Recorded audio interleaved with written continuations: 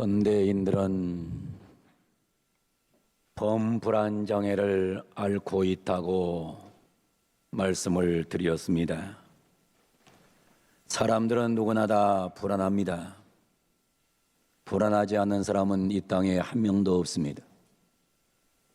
그런데 이유 없는 불안, 꼬리를 무는 걱정, 근심, 공포, 죽을 것 같은 느낌에 사로잡혀서 그곳에서 헤어나오지 못할 때 그것을 일컬어서 범불안장애라고 일컬어지는 것입니다.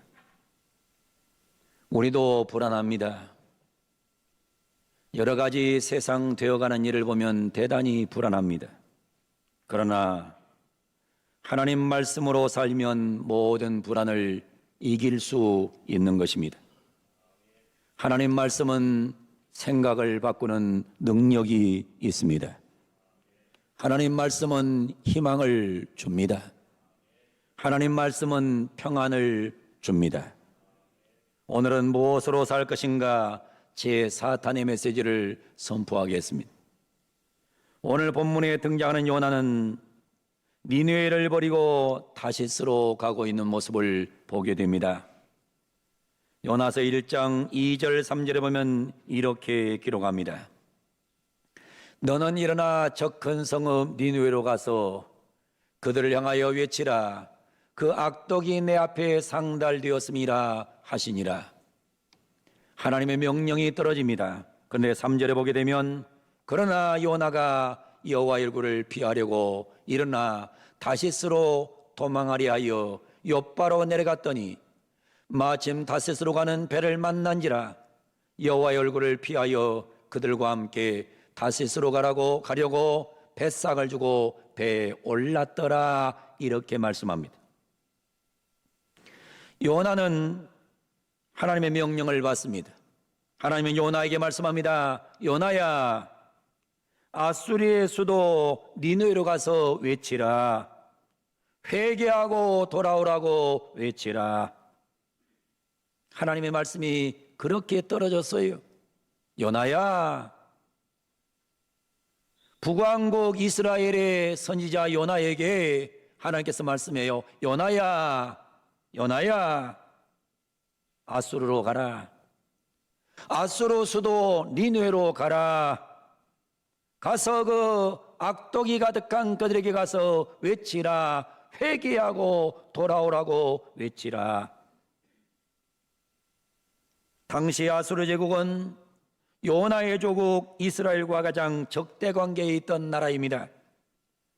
요나는 아수르란 말만 들으면 구역질이 나요. 요나는 하나님의 말씀을 듣고 싶지 않았어요. 아수르 사람들이 회개하고 돌아오는 것은 1초도 생각하고 싶지 않았어요. 아수르 사람들이 하나님의 사랑을 받는 것은 상상조차 하기 싫었어요. 아수르 사람들이 하나님의 은혜를 받는 것은 도저히 인정할 수가 없었어요. 요나는 아수르성 니느웨로 가는 것은 죽기보다 더 싫었습니다. 죽었으면 죽었지 아수르의 수도 니느웨에 가서 하나님의 말씀하는데 너희들 회개하고 돌아와라. 돌아오면 살려준다. 이 말을 하고 싶지 않았단 말이에요. 마르틴 루터는 그의 요나서 주석에서 이렇게 말씀을 합니다. 율법도 예배도 선지자도 없는 원수의 국가인 아수르 제국에 하나님의 용서의 은총을 전하는 것보다 요나는 죽기를 택했을 것이라고 말씀하고 있어요. 여러분, 요나가 도저히 아수르의 수도 니느웨에 가서 하나님의 말씀을 전하고 싶지 않았어요. 하나님의 말씀을 전하는 것은 죽기보다 더 싫었어요. 하나님의 은총이 이스라엘 나라 원수의 나라 아수르로 옮겨지는 것을 두려워했던 요나는 하나님의 명령을 거부하기로 작정을 합니다. 하나님의 사람 요나는 하나님 말씀을 거절하고 다시스로 가는 배에 자신의 몸을 던졌습니다. 요나가 다시스로 가기로 결심한 것은 이유가 있습니다. 지도를 한번 보겠습니다.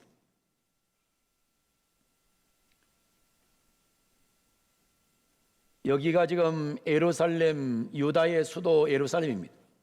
여기에서 조금 여기가 요빠라는 데가 있어요. 요빠에서 니누에로 가면 너무 가까워요. 이 니누에는 지금의 어디냐? 여기는 지금의 이라크 지역이에요. 가까운 지역이에요. 물론 뭐 가깝다고 해서 그냥 뭐 아주 단거리가 아니에요. 여기서 여기까지는 880km예요. 그래도 여기 가는 것 너무 싫어요. 이거 싫어요. 그래서 요나는 요빠에서 배를 타고 어디로 가느냐? 다시스로 가요. 다시스로 가기를 원했어요. 이 다시스는 어디냐? 스페인이에요. 여기서 여기까지 거리가 얼마냐면 약 4,000km 돼요. 4,000km. 그래서 요나는 요바에 내려와서 여기를 가기를 원치 않았고 이 먼 곳 스페인, 당시에 많은 사람들은 이 스페인이 지구의 끝이라고 생각했어요.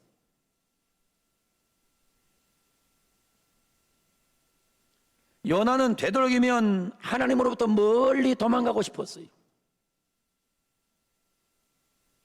왜 자꾸 하나님 앞에 가까이 있으면 자꾸 니느웨로 가라고 말씀하시니까 요나는 되도록이면 멀리 가자, 멀리 도망가자.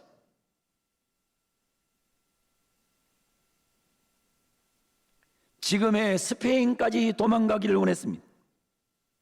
멀리 도망가면 사망 감당 안 해도 되고 멀리 도망가면 하나님이 나를 따라오지 않겠지. 그리고 되도록이면 멀리 도망가기를 요나는 원했던 것. 그리고 이 다시스는 돈이 있는 곳입니다. 다시스란 말을 히브리 말로는 타르시슈란 말을 씁니다. 타르시슈란 말을 영어로는 스매팅 웍스란 말을 써요. 스매팅 웍스란 말은 재련하다, 단련하다 그런 뜻이에요. 여기는 어떤 곳이냐? 금속 재련소가 있던 곳입니다. 다시 말하면 제철이 있는 곳이에요. 제철, 포항제철, 광양제철, 현대제철. 지금도 이곳에 가면 돈이 엄청 많아요. 근데 옛날에는 말할 게 없어요. 이 다르시시라고 하는 이 재련소가 있는 곳이기 때문에 거기 가면 요나가 도망가면 돈이 있어요. 거기 가면 도망가도 먹고 살기가 쉬워요. 요나는 사명을 버리고 되도록이면 하나님부터 멀리 떠나 경제적 풍요가 있는 곳으로 도망가서 거기서 살다가 죽기를 원했던 것입니다. 하나님을 등지고 사명을 버린 사람의 특징 중 하나가 뭐냐? 편안함이에요. 여러분, 항상 인간이 조심해야 될 게 있어요. 하나님을 등지고 사명을 버리는 사람들이 항상 추구하는 것은 편안하게 사는 거예요. 여러분, 사명자는 편안하지 않아요. 사명자가 편안한 사명자는 없어요. 요나도 예인은 아니었습니다. 하나님으로부터 멀리 떠나자, 되도록이면 멀리 떠나자. 하나님이 터치하지 못한 곳까지 떠나자. 그리고 떠나되 가서 편안히 살 곳으로 가자. 그래서 예수 믿는 사람은 절대로 편안함을 추구하면 안 돼요. 많은 사람들이 그냥 편안하게 천국 가기를 원하잖아요. 편안하게 복 받기를 원하잖아요. 사명 감당 싫어. 사명 싫어. 그런데 편안했으면 좋겠어. 이게 지금 소위 한국교회를 망치고 있는 마귀의 역사입니다. 그래서 많은 사람들이 지금 뭐예요? 교회학교 교사 하기 싫어. 찬양대 하기 싫어. 식당부 봉사 하기 싫어. 이것도 저것도 다 싫어. 그냥 편안하게 와서 잠깐 예배당에 앉았다가 나 천국 가고 싶어. 얼마나 지금 교인들이 망가져 있는지 몰라요. 요나가 지금 그런 사람이에요. 자, 그런데 중요한 것은 하나님의 사명을 버리고 도망가는 요나를 하나님은 물고기 뱃속에 던져버리셨습니다. 요나서 1장 17절입니다. 여호와께서 이미 큰 물고기를 예비하사 요나를 삼키게 하셨으므로 요나가 밤낮 3일을 물고기 뱃속에 있으니라 그랬습니다. 요나가 탄 배는 무서운 풍랑을 만납니다. 풍랑의 이유를 몰랐던 사람들은 자신의 방식대로 심지를 뽑습니다. 요나가 당첨됐습니다. 요나를 바닷속에 던집니다. 큰 물고기 와서 삼켜버립니다. 하나님은 사명을 등지고 도망가는 요나를 물고기를 통해서 살려냅니다. 사실은 요나는 살고 싶지 않았을 거예요. 그냥 죽으면 좋아. 나는 니누에 가서 말하는 것보단 죽는 게 좋아. 근데 하나님은 이 사명자를 죽이지 않고 물고기를 동원해서 살려놓으신 거예요. 요나는 물고기 뱃속에서 그의 하나님께 기도합니다. 오늘 본문 2장 1절입니다. 요나가 물고기 뱃속에서 그의 하나님 여호와께 기도하여 물고기 뱃속에 들어가서야 기도를 하는 거예요.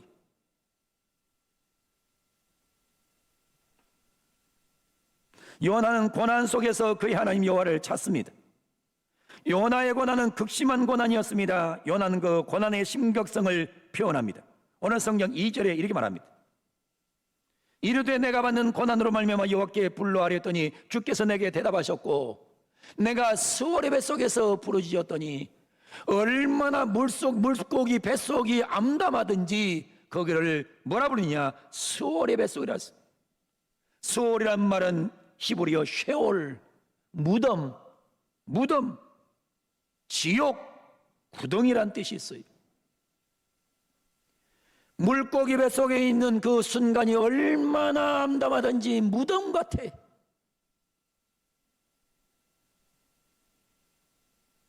지옥처럼 느껴지고 구덩이 같은 그런 느낌을 가지면서 요나는 그 고난의 심각성을 인식하게 돼요. 그리고 다시 3절에 보면 또 이렇게 표현을 해요. 주께서 날 깊은 바다 속에 깊은 바다 가운데에 던졌으므로. 지금 물고기 뱃속에 들어가 있는데 어딘지도 몰랐는데 아주 깊은 바다 속에 있는 것 같아요. 큰 물이 나를 둘렀고 주의 파도와 큰 물길이 내 위에 넘쳤나이다. 5절은 이렇게 표현해요. 물이 나를 영혼까지 둘러싸우며 물이 내 영혼까지 둘러서 깊음이 나를 에워싸고 바다의 풀들이 막 몸을 다 감싸버렸어요. 물고기 뱃속에서 얼마나 지금 고통스러운가를 보여주고 있어요. 6절에는 이렇게 표현해요.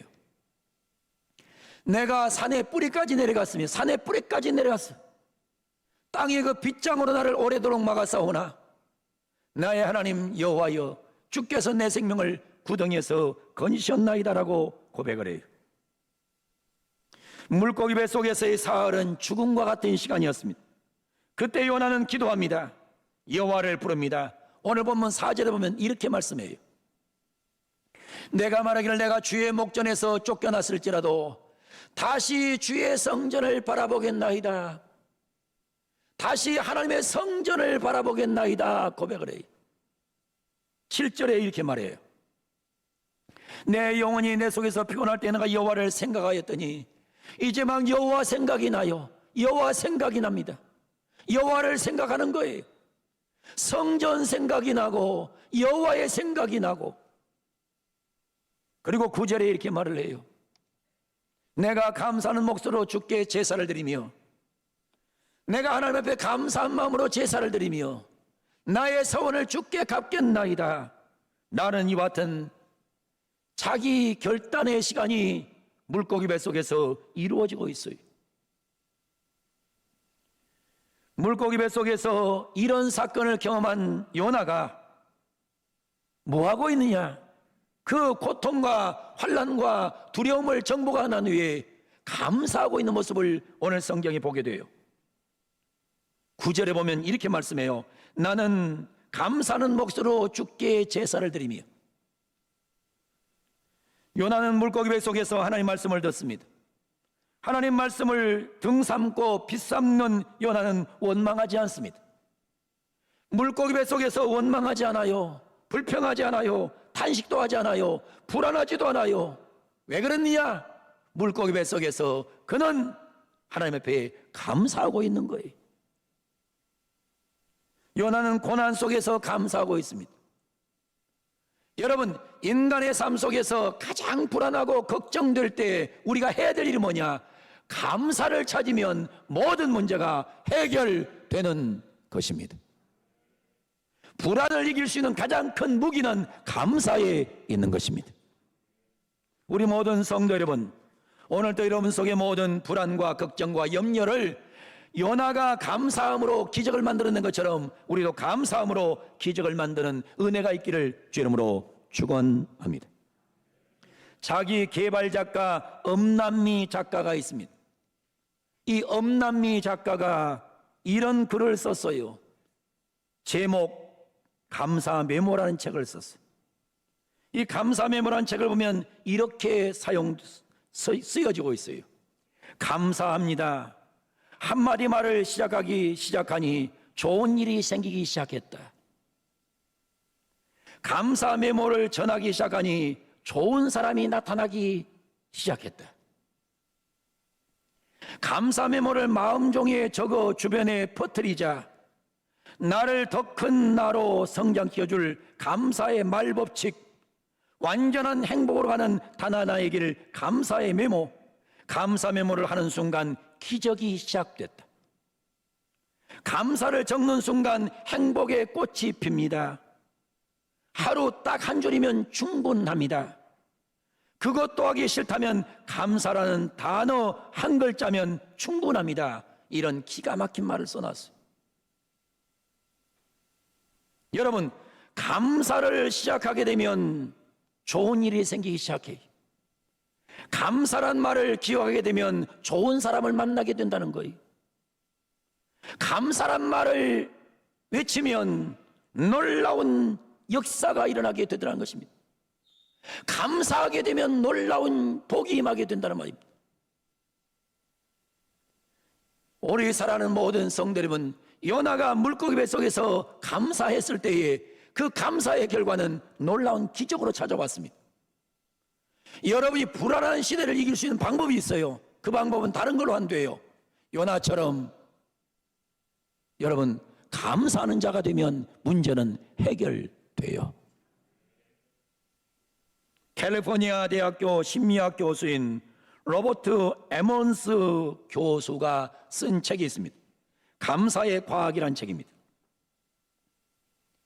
이 책에 보면 12세에서 80세까지의 사람들을 상대로 실험을 합니다.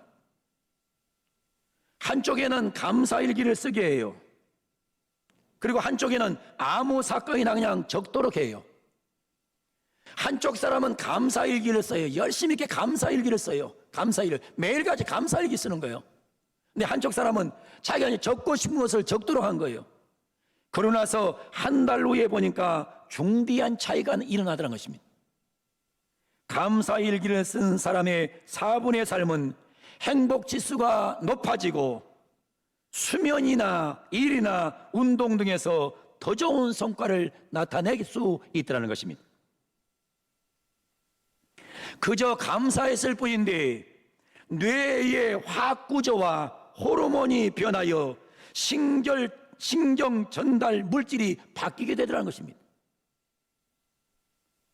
그냥 한 달 동안 오직 감사했을 뿐인데 뇌의 화학구조, 호르몬이 변하여 신경 전달 물질이 완전히 바뀌더라는 것입니다.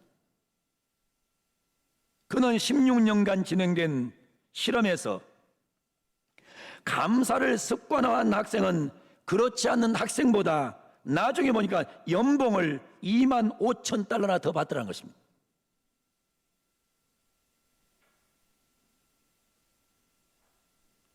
감사를 습관하지 않는 사람보다 감사를 습관하는 한 사람이 평균 9년을 더 살더라는 것입니다. 감사는 선택이 아니고 습관입니다. 여러분은 불안과 걱정을 앞에 놓고 살지 말고 항상 감사함으로 감사가 습관이 되기를 주 이름으로 축원합니다. 어떤 사람은 가만히 보면 맨날 원망, 불평이 습관화되어 있어요. 그 사람 절대로 행복하지 않아요. 어떤 사람은 남의 인신공격하는 게 습관화되어 있어요. 그 사람은 절대로 만족한 인생 될 수 없어요. 여러분, 감사는 선택이 아니에요. 감사는 습관이에요.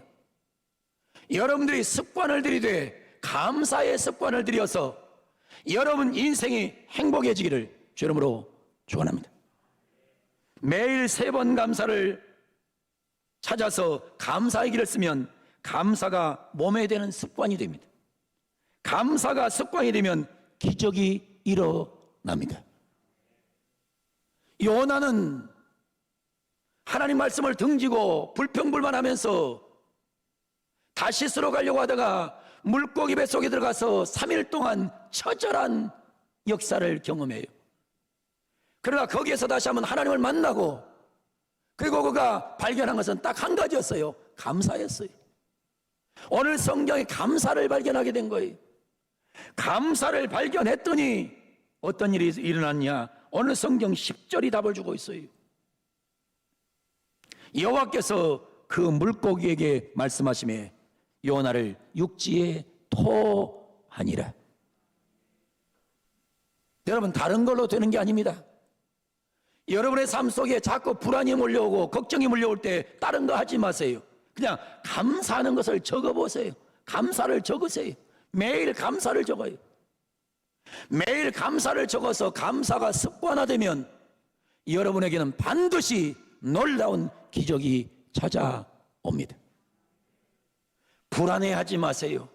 걱정하지 마세요. 원망하지 마세요. 탄식하지 마세요. 여러분, 감사하면 요나의 기적이 내 기적이 될 줄로 분명히 믿습니다.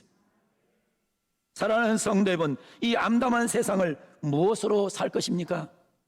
하나님 말씀으로 살아야 됩니다.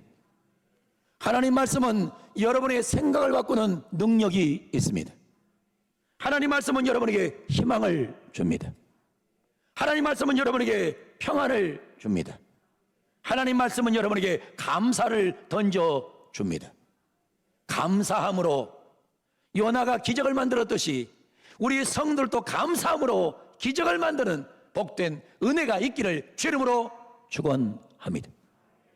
우리 두 손 들고 외칩니다. 하나님, 감사합니다. 크게 하세요. 하나님, 감사합니다. 옆에 분 보고 합니다. 감사합니다. 어디 가서 원망하고 불평하고 불안해하지 마세요. 감사하고 살면 기적은 일어나요. 우리 모든 성들에게 오늘 또 하나님께서 감사의 영을 불어넣어 주기를 원합니다. 원망의 영 떠나갈지어다. 불안의 영 떠나갈지어다. 감사의 영이 들어갈지어다. 그래서 감사함으로 행복해지고, 감사함으로 성공하고, 감사함으로 부자되고, 감사함으로 역사를 바꾸는 그런 복된 종들 다 되기를 예수님의 이름으로 간절히 축원을 드립니다.